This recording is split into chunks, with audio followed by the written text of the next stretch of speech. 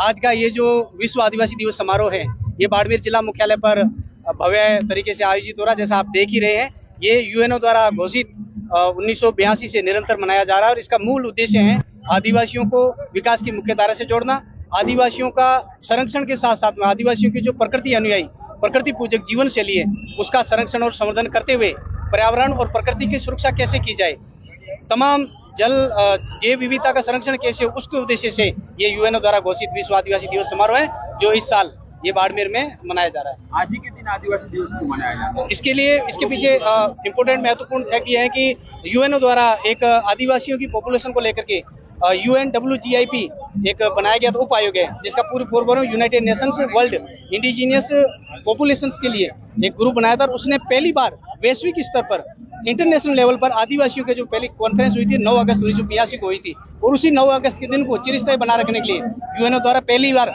आदिवासियों के दिवस भी 9 अगस्त 1992 को मनाया गया था और उसके बाद निरंतर ये चल रहा है। इसलिए उस दिन को स्थायी बनाने के लिए ये 9 अगस्त को मनाया जाता है। जैसा कि देख रहे हैं कि अलग अलग झांकियां बनी हुई है, इसका क्या उद्देश्य क्या है?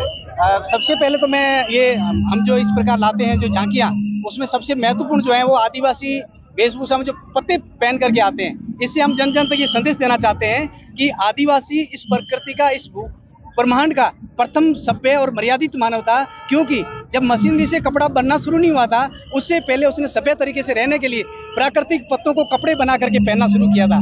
इसलिए उस समय न तो मशीनरी थी, न कोई कपड़े बनते थे, तब भी उन्होंने प्राकृतिक पत्तों से कपड़े पहन करके दुनिया के अंदर कपड़े पहनने की परंपरा का आविष्कार करके जन जन को मर्यादित रहने का, संस्कारी रहने का संदेश दिया था। इसलिए हम प्राकृतिक पत्ते पहनते हैं। दूसरा, आपने देखा होगा गुलेल, गोफन, तीर कमान लेके बैठे हैं। ये हम प्रतीकात्मक रूप से दुनिया को संदेश देना चाहते हैं कि आदिवासियों ने इस ब्रह्मांड में सबसे पहले अस्त्र शस्त्र का आविष्कार करके अपनी बहन बेटी की इज्जत की रक्षा की, स्वाभिमान की रक्षा की, पर्यावरण और जल जंगल जमीन की रक्षा के लिए इन गुलेल, गोफन, तीर कमान से डिपुओं को हराया, गोला बारूदों को हराया और पर्यावरण और प्रकृति को सुरक्षित रखा। आज एक नारा लगाया जा रहा है, सरकारी जमीन हमारी है, वो क्या है?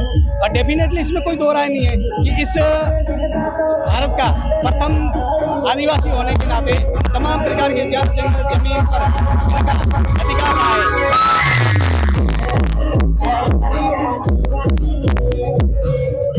ये जो यहाँ का मूल, आप इस चीज को आदिवासी को सबसे पहले समझना होगा। मैं आदिवासी का मतलब क्या होता है?